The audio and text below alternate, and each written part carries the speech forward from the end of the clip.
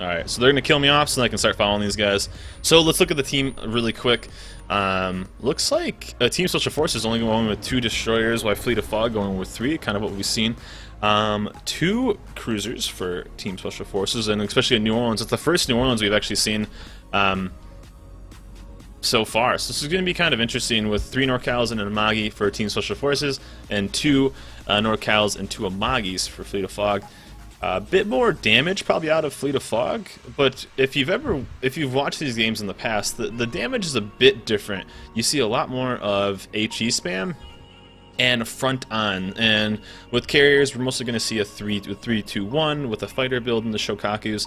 We've been seeing some Lexingtons. A strike Lexington came up in last week's game, and he ended up being killed first, but they ended up winning anyway.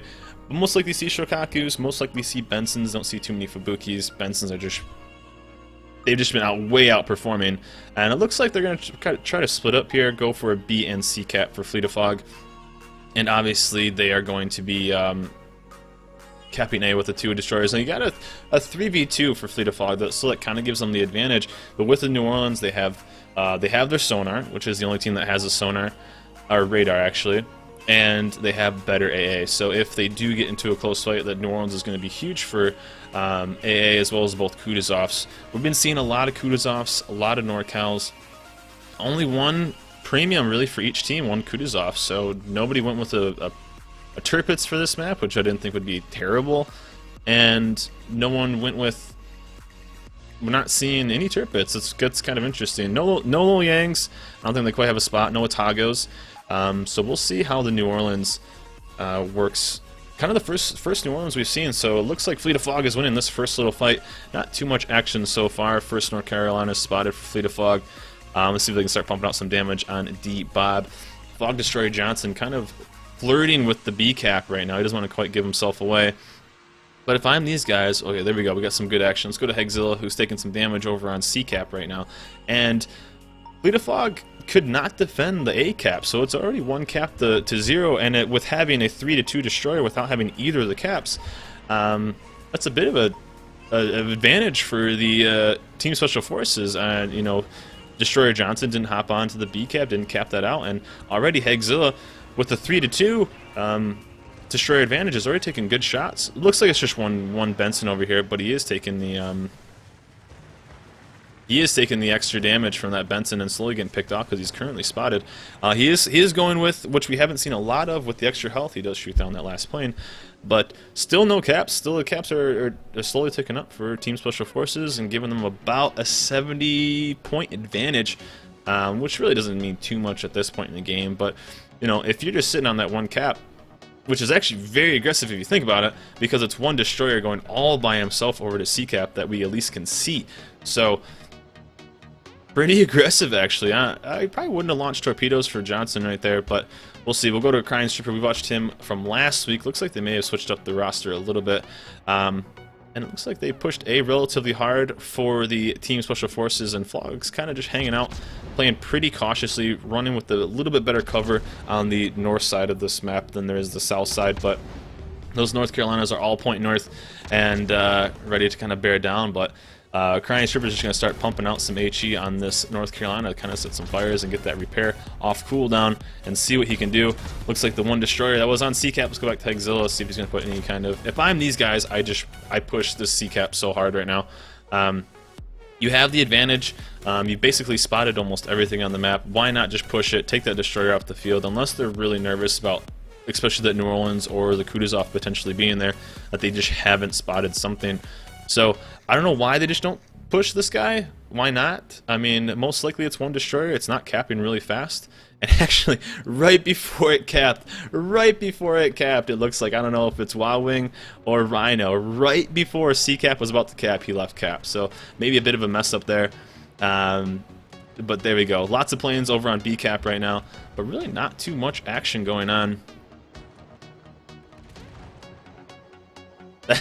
C-Cap was just about to cap. It was about 99% and he fell off. So I don't know if he's doing that on purpose, maybe playing some mind games, or he did kind of have a mess up. So all of their destroyers are right on B cap, and they're just going to slowly start getting spotted and maybe picked off by these battleships. You got a Kutuzov and the 3 destroyers. Looks like maybe they haven't seen the New Orleans yet, and that's what the destroyers on that C cap were kind of worried about. They just didn't know where it was. But not much going on. All those guys are straight pointing north, just locked in and ready to hold on. And maybe these destroyers are going to start... Oh, there's Rhino right there. So we know Wild Wings on the other side. Hagzilla taking some big damage down to 300 life. Mostly going to go down on that salvo.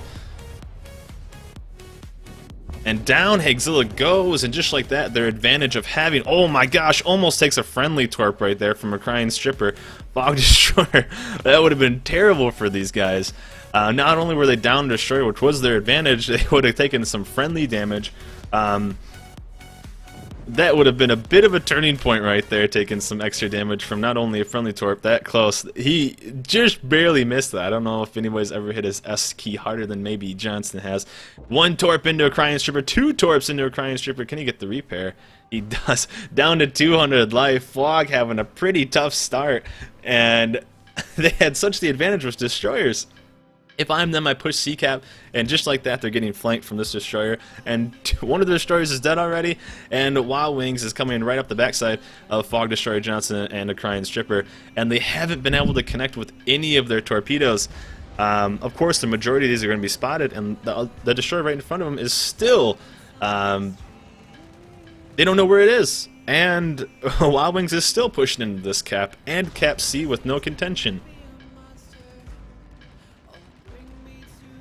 So Crying Stripper's got to be careful. He's got to be very careful. Let's kind of zoom out a little bit and see if we can kind of take in all this and what's actually going on.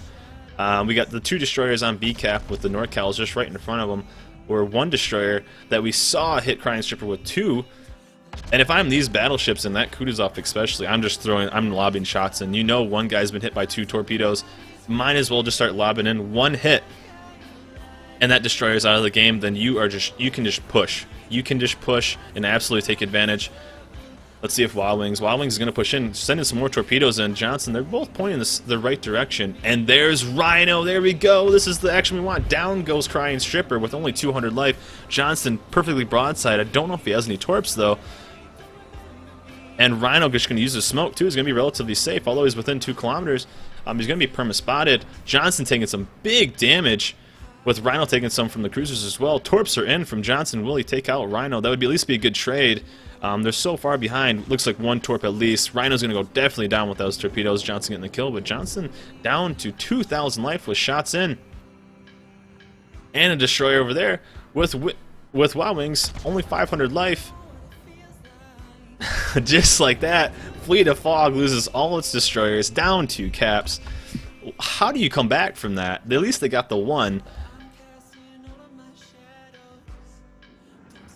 At least you got the 1 kill. I guess they need to kill Wild Wings ASAP. They need to push onto a cap and start capping it, because they're down almost 400 points in the first 10 minutes of this game, and they have no DDs to show for it. They've basically done a 1-for-3 trade, which was absolutely terrible. Stripper taking 2 torpedoes on that unlucky salvo, and then, you know, not getting any caps out. I don't know why they didn't push C-cap. I mean, nobody knows where this New Orleans is. I don't think it's been spotted the entire game, so I don't know if he's going for a hero play or he's... Okay, the New Orleans is there. I think that was such a big, miscommunication, or just I don't know why 2 destroyers didn't push C-cap. You know only 1 destroyer is over there, maybe a cruiser.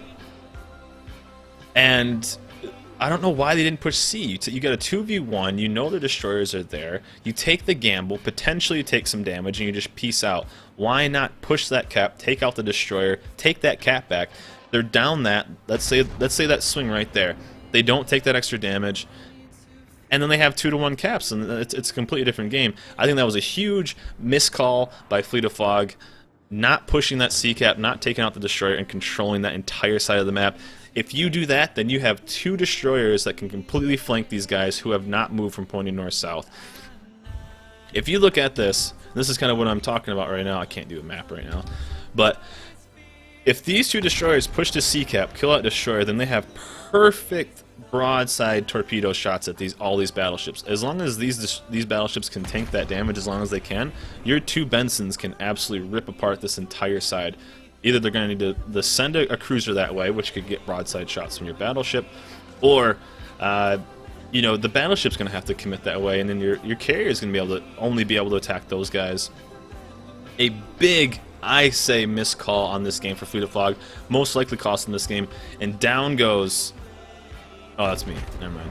Down goes Fog Battleship. This game is, I would say, almost in the books already for the first win. A big turning point for that team. If I'm on that team, I make that call.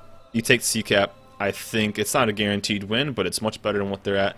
This game almost in the books for Team Special Forces taking over Fleet of Fog.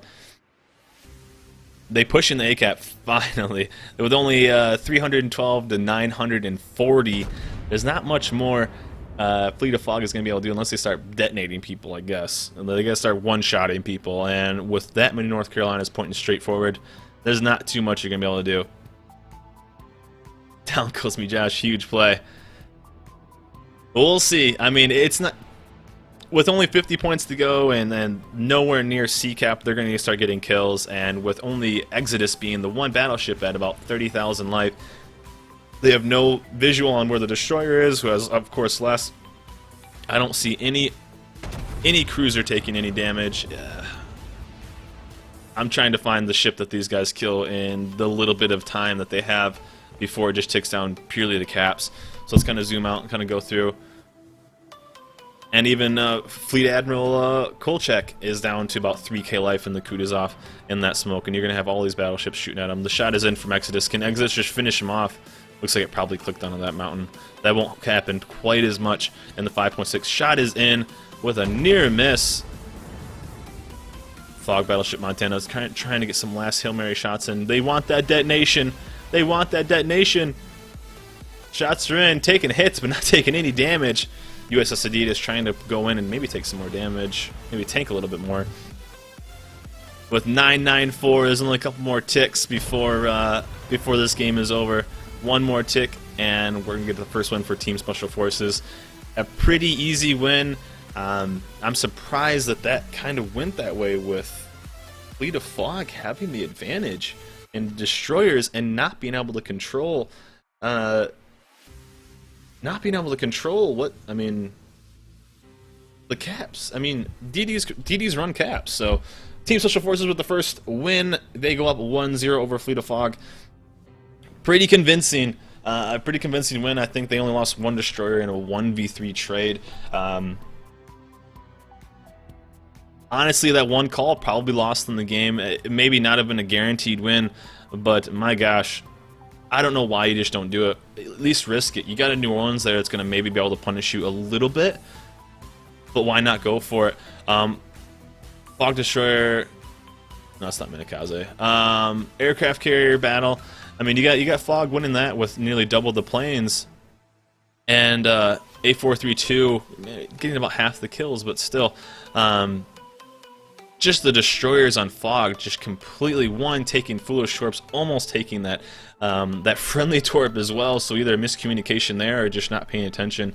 We're gonna have to see what they do with this destroyer group. In my opinion, the destroyers on Team Special Forces, only just two of them completely controlled the map. Cap C or Cap A cap went over to C, uncontested basically on Hagzilla, and cap that cap, and then push B cap. And very interesting on why that kind of went down that way. We'll see what happens. We'll see what happens with this next game. If I'm them, they get a little bit more aggressive with their destroyers. If Team Special Forces is known for going a 2-destroyer setup instead of 3, you have to be aggressive. You have the numbers. Maybe they were worried about the New Orleans being there, but in my opinion, you take that risk. It's a big map. The New Orleans can't be everywhere, and you just kind of go for it. Watch out for the cruiser. The Kutuzov was spotted near the start of the game. You take that risk. Take that C-cap. Push in it, boys.